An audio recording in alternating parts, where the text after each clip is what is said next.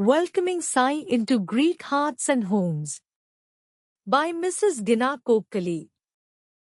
It was in July 1981 that several of us gathered at the home of Mary Tambalou in Athens and felt that we should create an association named after Satya Sai Baba.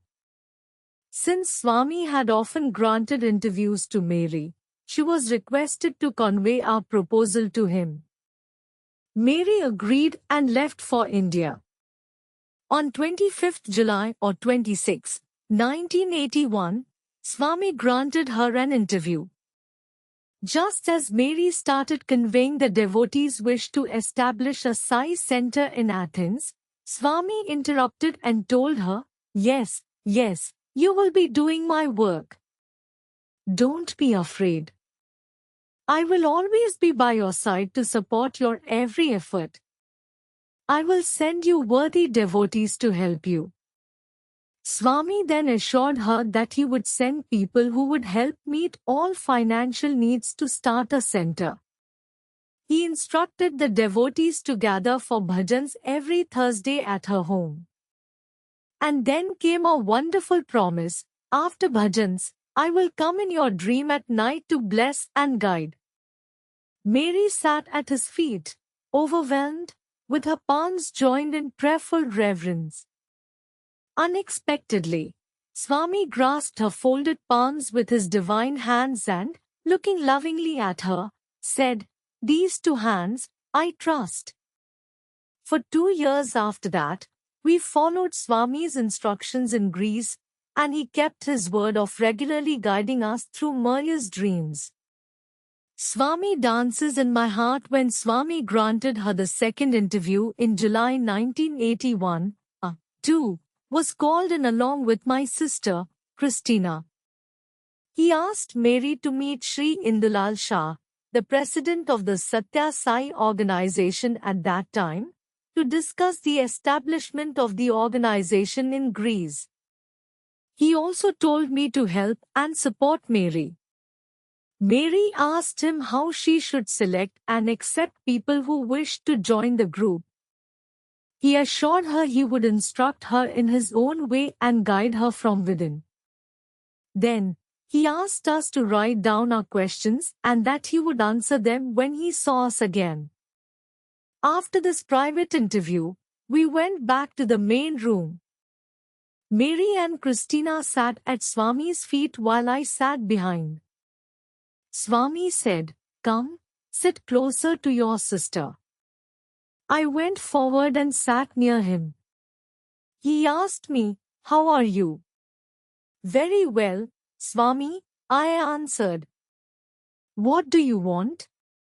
Though I had often wondered what I should ask from Swami, my mind went blank. I just looked at him with love and did not answer. Do you want Swami? He asked. Yes, of course. I answered. As he spoke to an Indian lady, he suddenly moved his hand in a circular motion. Here it is. Yes, it's all gold, together with the chain, he said. He showed it to everyone in the room. It was a rectangular gold pendant with Swami's face in enamel. He showed it to Mary and asked, Are you jealous? I am never jealous, she replied. Jealousy is a very bad quality, Swami observed. Come here, he beckoned to me. I was stunned. Thoughts sped in my mind. Is it possible? Is this for me? My God, thank you. I went closer to him, and he passed it around my neck. Swami is dancing in her heart, he said to Mary. Then, he gave packets of vibhuti, sacred ash, to all of us as we left the room, enchanted by the divine presence. Swami also lovingly permitted us to attend bhajans in the bhajan hall, seated behind his sister, Venkamma. Experiencing Sai Krishna at Brindavan on 7th August 1981, The entire Greek group enjoyed morning darshan from the front row, and I got a chance to bow at his lotus feet. Even as we rejoiced, we got the news that Swami was suddenly leaving for his ashram in Whitefield. We panicked, quickly locked all our belongings in Varina's kitchen, and started off in the car of an Indian friend hosting us in Bangalore. The next morning, we went to the ashram for darshan and sat under the big tree in the pristine open grounds. Mary was seated in a chair. We saw Swami approach her and talk to her. Later, she told us that Swami inquired about us, and she told him that Christina had pain in her legs. Swami advised, "Bring your friend with the girl and stay in my hostel." What joyous news! The next day, we moved to the hostel next to Baba's college. That afternoon, Swami told Mary, "After darshan, the three of you come to my house for evening satsang and bhajans." And that was how we entered our God's house. We were happy beyond our imagination, though I felt the other Greek devotees should also be granted that blessing. On 12th August, Swami called the three of us for another interview. He started speaking about Christina. In Puttaparthi, she walked a lot to go to the conference, and her legs hurt. Now she is walking all the way from the hostel.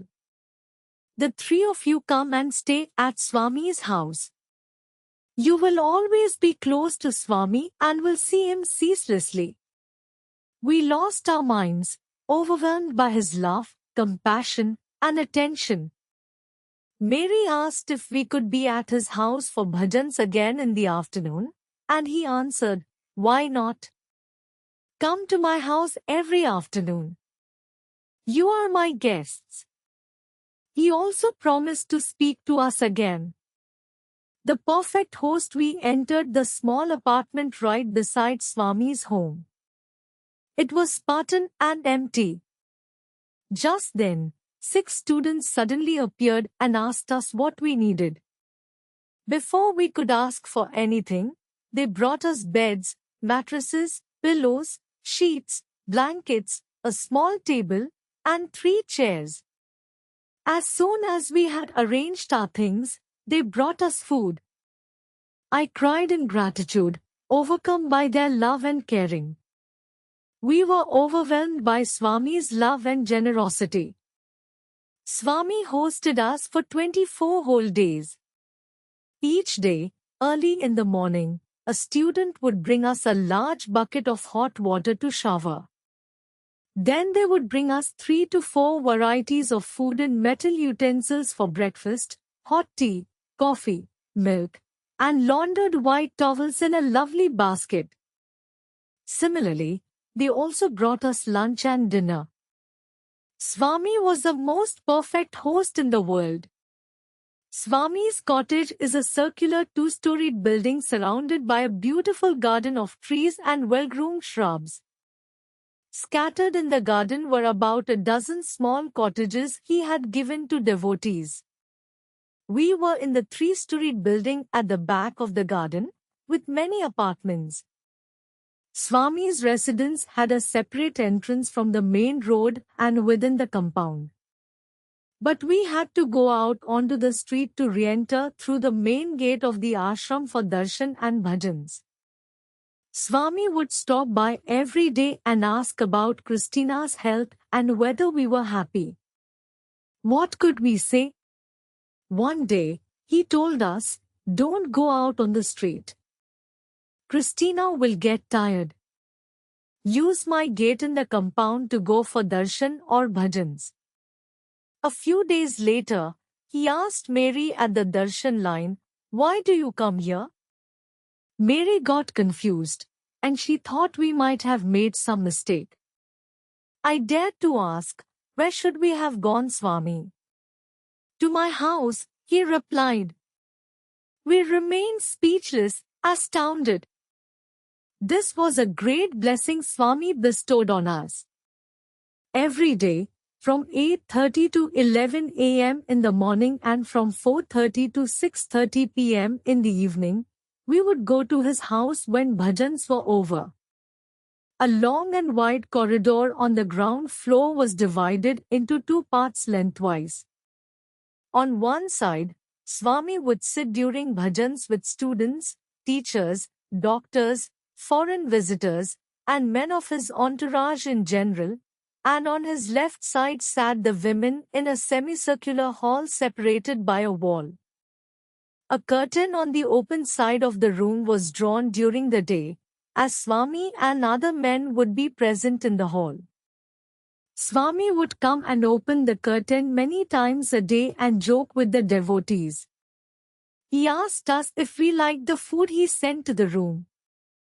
Since Christina and I liked spicy Indian food, we said, "Very nice, very nice." Turning to Mary, Swami would say, "Very nice, while fanning his mouth with his hand, in a gesture that Mary used to make when the food was spicy. Greece gets his love on 16th August. Swami called Mary for an interview and guided her on how to conduct the Sai Center. Then, on 19th August, he called the whole Greek group of 16 people for an interview. Christina and I were sitting at the back of the interview room. Our beloved boundless son entered the room, and the whole place lit up. Like the emperor of the universe, he sat on his chair, glanced at us lovingly, and spoke to me, saying, "Come with Christina and sit in the front." Swami began by asking Michael in the group, "I will give you a good girl to marry. What do you want?"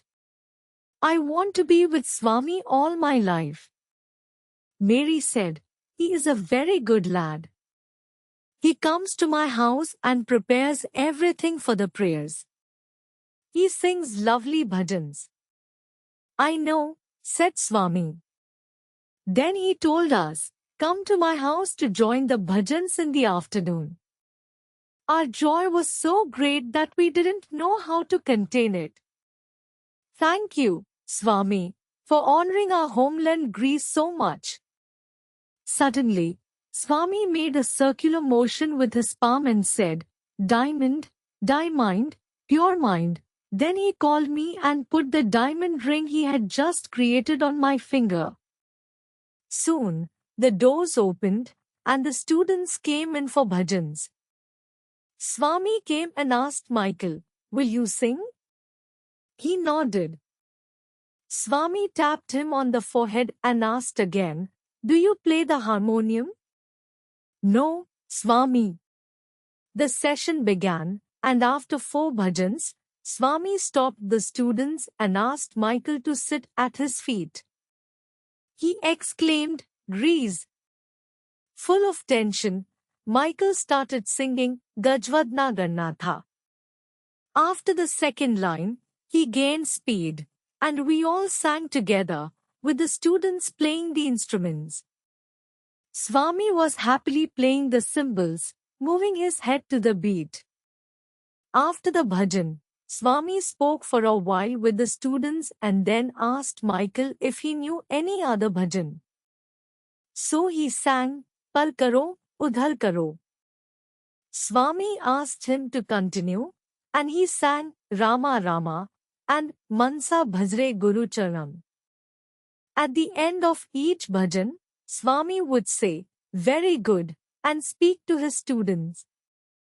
We found out later that he praised Michael, saying to the Indian audience, "You Indians have teachers and the scriptures, but you don't care. You croak like frogs in the well, while foreigners come here, learn them, and use them. Look at this boy. He doesn't know the language, but see how well he sings." All of us were thrilled and felt a bit proud, too. Guidelines for his organization on 2nd September 1981, Swami again blessed the 3 of us with an interview. He guided and advised us on issues regarding the organization of the center. He had already spoken to us about his intention of coming to Greece. He told Mary that her husband should come to Swami first, and then he would visit their house. Mary was committed to bringing her husband for Swami's birthday. On 3rd September, there was another interview, and he discussed his work again. Those who come should have faith in Swami and must show discipline abiding by the rules of the organization. He characteristically said to Mary, "Those who do not want to follow discipline, let them go, even if it is just you and me that stay." Returning to Athens in the autumn of 1981, Mary immersed herself in establishing the Satya Sai Association, following Swami's words. Thus, in November 1981, the first Satya Sai Baba Association was founded in Greece with legal status, and it continues to grow with his love. Mrs. Gina Kokali.